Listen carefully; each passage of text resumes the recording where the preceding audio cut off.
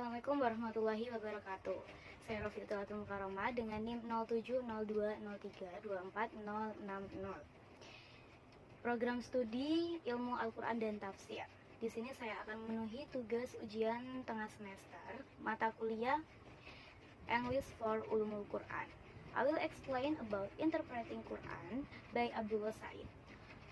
The subchapters that I will discuss are interpretation of the Quran by the successors atau tafsir Al-Quran oleh penerus.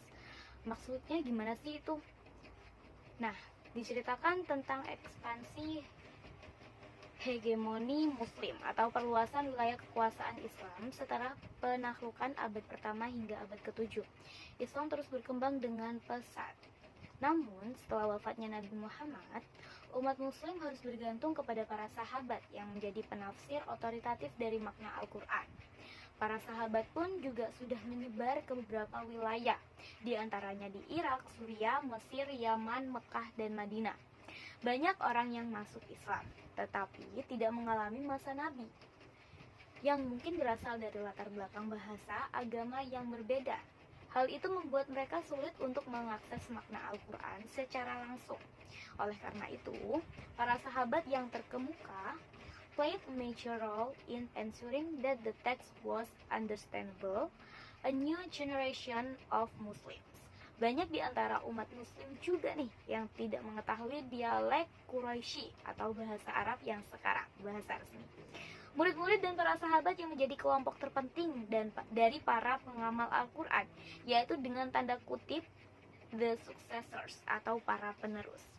Di sini juga akan saya jelaskan siapa saja sih para sahabat dan murid-murid yang sudah tersebar di beberapa wilayah tadi.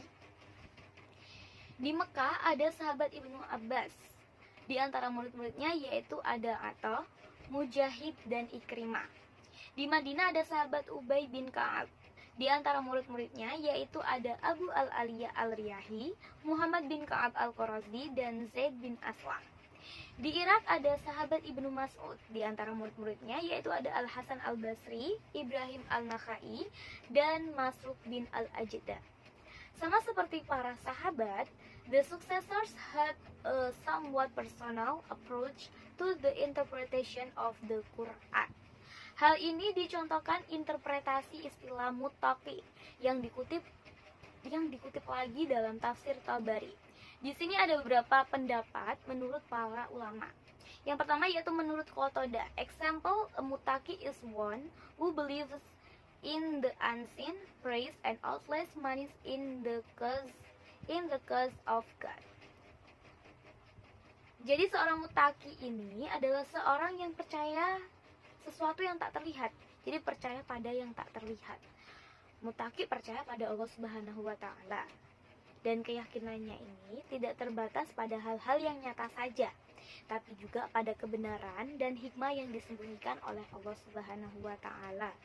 Seperti itu. Terus praise, berdoa. Orang muttaqi juga biasanya itu sangat rajin berdoa. Doa juga merupakan salah satu sarana komunikasi ya dengan Tuhan yang paling efektif dalam Islam. Jadi suatu komunikasi yang efektif banget, yang kayak langsung cepat diijabah mungkin ya oleh Allah Subhanahu wa taala. Dan mereka tuh juga berharap agar doa mereka diterima dan dijawab sesuai dengan kehendak Allah Subhanahu wa taala. Yang terakhir ada outlays money in the cause of God. Hal ini merujuk pada amalan sedekah, yaitu menghabiskan hartanya demi kebaikan dan keuntungan akhirat. Sedekah juga seringkali dilakukan dengan cara ziarah ke tempat-tempat suci, donasi kepada fakir miskin, atau amalan-amalan lainnya yang bertujuan untuk meningkatkan derajat spiritual dan material seseorang.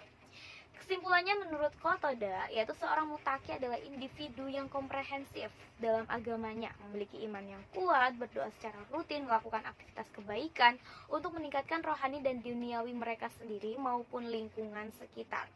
Terus ada pendapat menurut Hasan Al-Basri, takwa sama dengan ketaatan, kesadaran akan Tuhan. Tetap bersama muttaqun selama mereka menghindari banyak hal yang diperbolehkan, karena mereka takut hal-hal tersebut mungkin menjadi terlarang. Seperti itu kurang lebih menurut pendapat Hasan Al-Basri. Menurut pendapat Sufyan al-Tsauri, mereka disebut mutakin karena mereka menghindari apa yang biasanya tidak dapat dihindari. Terus juga ada pendapat menurut raja, siapapun yang ingin menjadi mutakun harus rendah hati, seperti itu.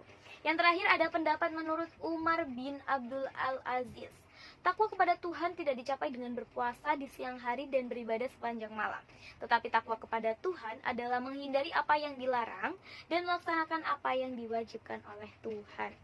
Dalam tafsir berbasis tradisi, ternyata penafsiran oleh para the successors itu dianggap otoritatif oleh para sahabat. Seperti itu. Namun, tidak ada kesepakatan mengenai tingkat otoritas yang dimiliki the successors dalam menafsirkan Al-Quran. Abu Hanifah menunjukkan pendapat ketika berkaitan dengan para sahabat. Begini pendapatnya, dia bebas memilih di antara pandangan mereka. Seperti itu Abu Hanifah berkata. Terus beliau juga berkata seperti ini, saya akan mengikuti kitab Tuhan jika saya menemukan sesuatu di dalamnya. Jika saya tidak menemukan apa-apa di dalamnya, saya akan mengikuti sunnah Nabi dan ucapan-ucapan autentik yang dikenal baik di kalangan orang-orang terpercaya. Jika saya tidak menemukan apapun dalam kitab Allah dan sunnah Nabi, saya akan mengambil pendapat siapapun dari kalangan sahabat yang saya inginkan. Dan saya akan meninggalkan pendapat siapapun yang saya inginkan dari kalangan sahabat. Seperti itu. Abu Hanifah juga berkata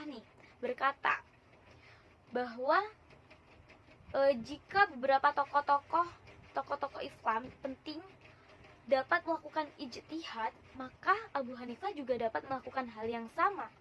Seperti itu kan? Seperti itu. Jadi kalau Abu Hanifah ini juga kurang tertarik untuk memberikan kekuasaan kepada para penerus daripada menggunakan penilaiannya sendiri tentang pandangan mana yang harus diterima dan mana yang harus ditolak. Jelas bahwa dia merasa berhak untuk melakukan ijtihad seperti itu. Nah, ada pendapat dari Ibnu Taimiyah juga bahwa tafsir dari para tabi'in harus dianggap otoritatif. Jika mereka sepakat tentang makna dari sesuatu, tidak diragukan lagi merupakan bukti yang pasti. Jadi tidak diragukan lagi, ini merupakan bukti yang pasti. Seperti itu. Dengan demikian ya, interpretasi istilah mutaki itu tercermin dalam definisi-definisinya yang berbeda-beda, tetapi saling melengkapi dalam konteks agama Islam. Ya, sekian dari saya, kurang lebihnya saya mohon maaf yang sebesar-besarnya. Apabila ada kesalahan atau kritik dan saran bisa komen-komen di bawah. Ya, mohon maaf yang sebesar-besarnya, saya pamit undur diri. Wassalamualaikum warahmatullahi wabarakatuh.